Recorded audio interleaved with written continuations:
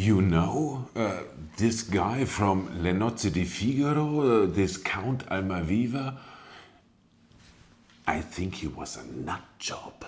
Takes one to know one. Excuse me?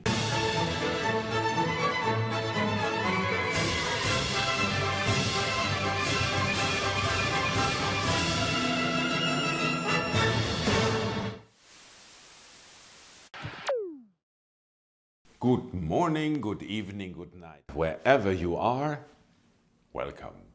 Today I want to talk about the Conte Almaviva, Count Almaviva, the Mozart one. Isn't he an interesting character? You bet. And talking about character, who is he? Who is it?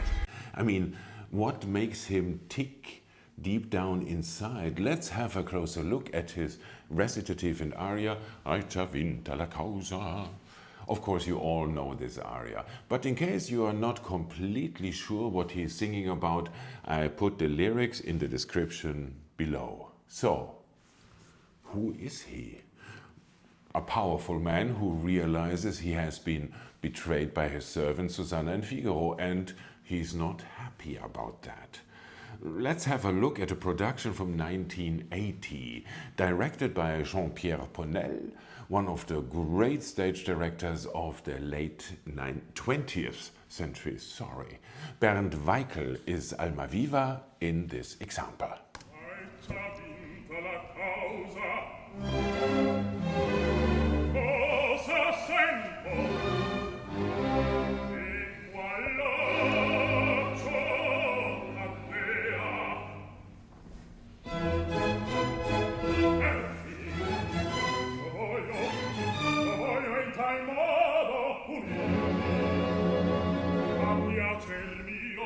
Sentenza sarà.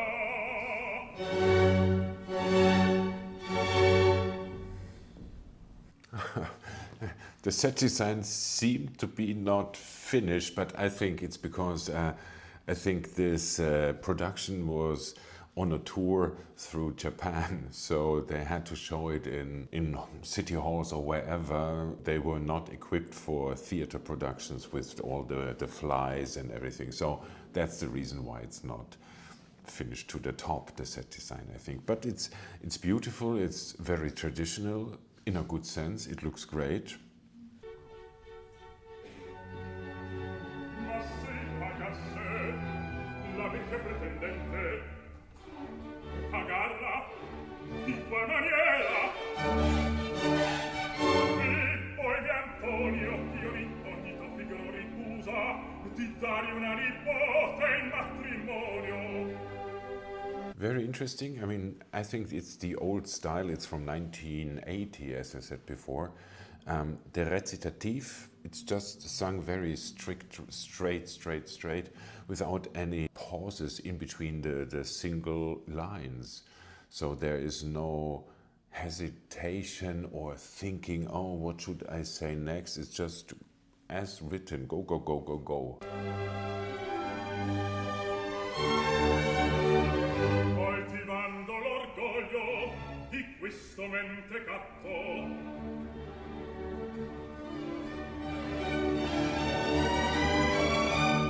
giova un raggiro,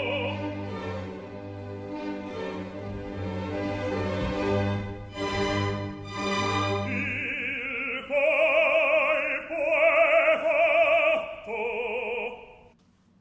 Yeah, I mean, it's a shame a little bit, because if you have an opera like Le Nozze di Figaro or any opera with recitative, may it be Baroque or Mozart, the recitative is very often the only chance to act. I mean, to bring your own interpretation, the way you pronounce one recitative phrase, or how much time you take until the next recitative, how fast you sing it, etc., etc. But maybe that's more a modern thing, I don't know. What I see here is a quite composed count. I mean, of course he's angry, we can see that. But it's just that. He's angry, he is a little disappointed maybe, but that's all. There's just one color up to here now. One color, I'm angry. There's nothing underlying it. No, I don't know, nothing.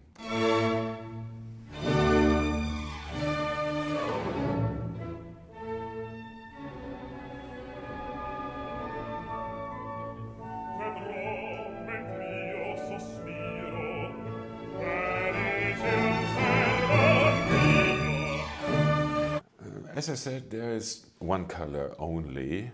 I'm an angry guy, but not very angry. If there is something like an angryometer, and if there's not, there should be one. And if you say 10 is in rage and 0 is I'm good. I mean, Weikl here is, what would you, I don't know, 4, 5, 6 maximum. So quite composed and in control.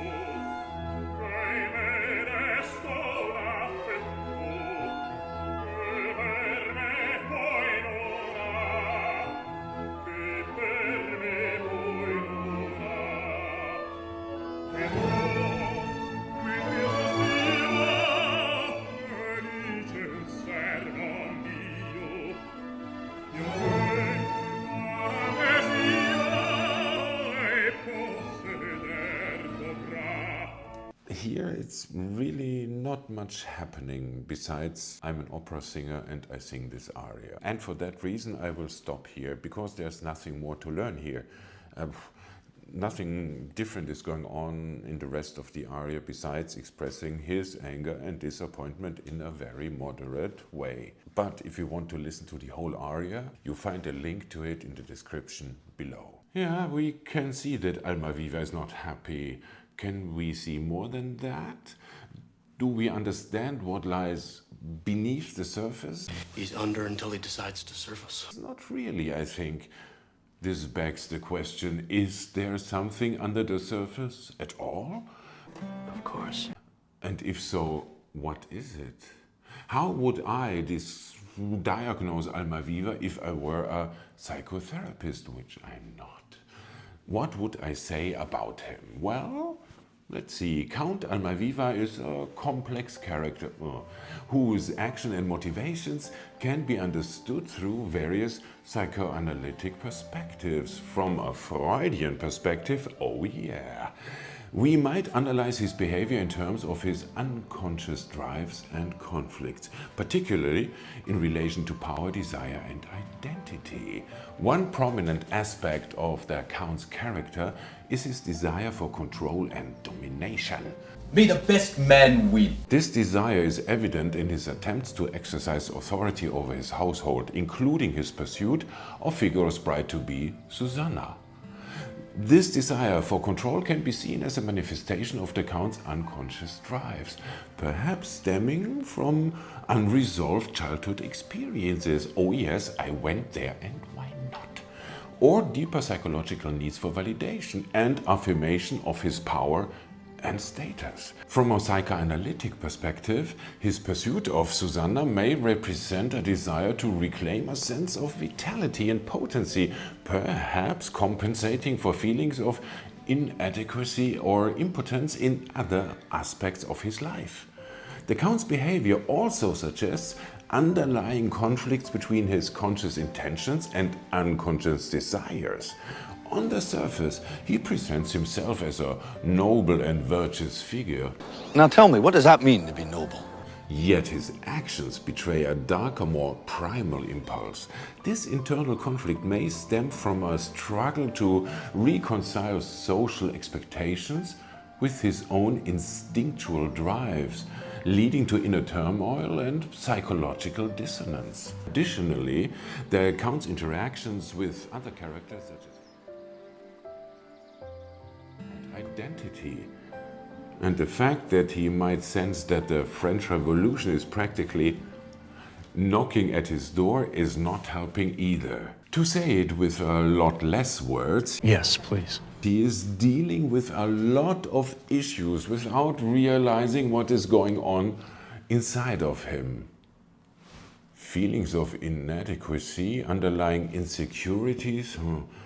Am I talking about Count Almaviva or about myself? Not important. You remember the video I showed you a few minutes ago? Now let's have a look at the second and last video, this time directed by Klaus Guth in Salzburg 2006, and both Skovhus is Almaviva. In my humble opinion, there is no better version of this aria. Già vinta la causa. Cosa sento? In qual laccio cadea. That's already a huge difference to the first video. Here we can see already he's almost out of breath because of his confusion and anger. Perfidi! Io voglio di tal modo punirvi. A piacer mio la sentenza sarà.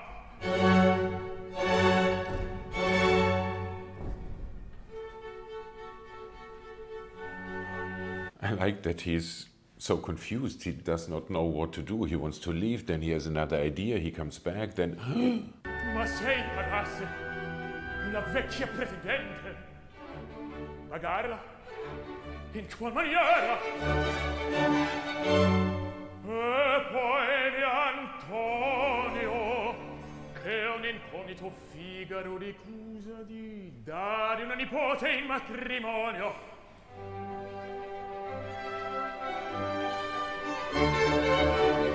Coltivando l'orgoglio di questo mentecato.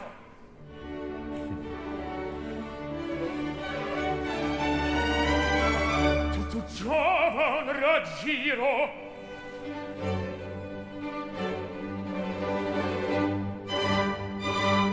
Il colpo è fatto.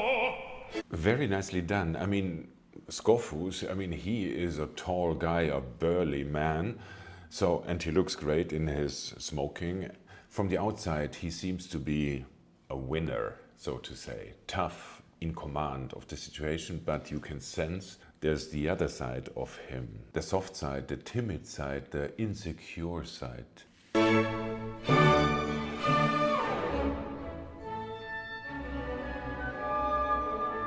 What's that? I don't know. Some kind of angel? Some kind of cherubim, some kind of armor with his arrow, or it's a angel of death, angel, or maybe his bad conscience. I don't know, but I like it. It gives me a lot to think about, and it's extremely impressive that Skovhus can sing while carrying a grown-up man on his shoulders. You will see, without being out of breath. Vedrò mentre io sospiro, felice osservo mio.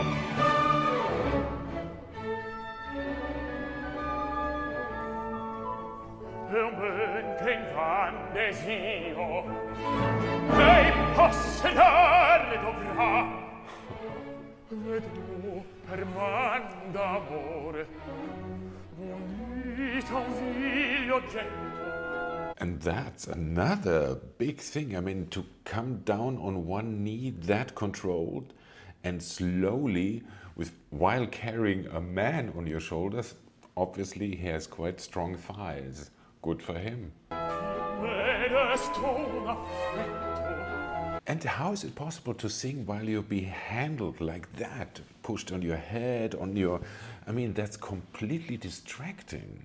If you know opera singers, for example, I had many cases where I asked the tenor or the baritone to wear a hat during an aria or whatever, and they say, often enough, not always, I can't sing, I hear me differently, it's a different feeling on my head, I can't do it, let me do it without the hat. And Skovhus here, no problem. So, obviously the angel is really pushing him, trying to push him on the ground, push him down. Obviously it's not a nice angel. His conscience, maybe, his fears. Make your own conclusions.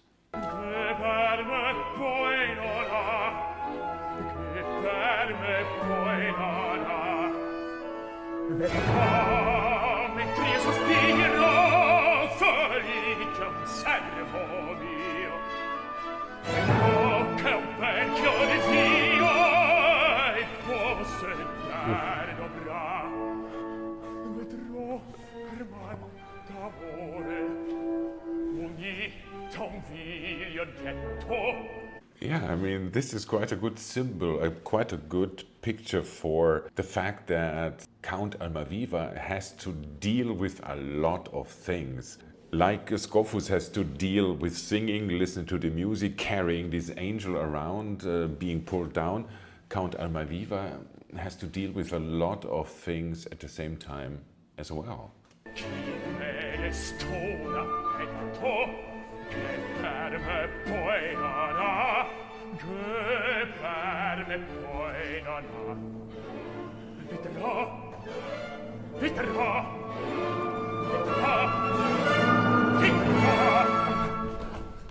That's almost like he's having a panic attack. Oh, it's too much for him, huh? His problems in his marriage, his desire for Susanna, and as I have mentioned in my introduction before, I mean, the whole society in Europe has began to change in a violent way. The revolution is coming in France, it's coming everywhere. And I'm sure he can sense that as well, which of course could cause some panic attack if you're a count. Non lasciarti in pace, non questo contento. Non lasciasti auto, tu non lasciasti auto. Per dare a me tormento, e forse ancora per ridere di mia felicità. Già la speranza sola delle vendette mie, quest'anima consola, e dove l'armi fa. I'm sure Siegmund Freud would be delighted with this performance. There's so much to think about, so much to analyze here. And it's great singing. Amo questo contento, tu non lasciasti auto, per dare a me tormento, e forse ancora per ridere di mia felicità. Già la speranza sola delle vendette mie, quest'anima consola, e tu velarmi fa, e tu velarmi. And now what's that? It's like a target on his chest. A target for what? E tu velarmi fa, e tu velarmi, e tu velarmi fa, e tu velarmi fa, e tu velarmi fa.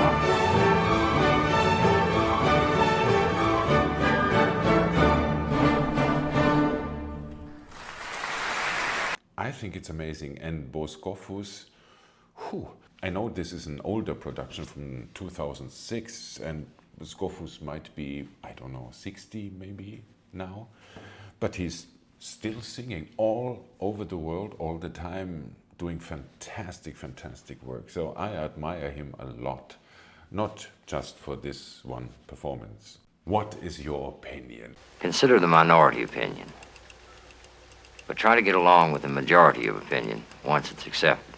Am I crazy? Or did this interpretation capture a lot of what I have said before? And before you are asking if I wrote the psychoanalytical analysis all by myself without any help of ChatGPT, well, my lawyer advised me to not answer that question. Thank you for watching. I hope you enjoyed it and will join me again next time. Until then, Please take care and ciao.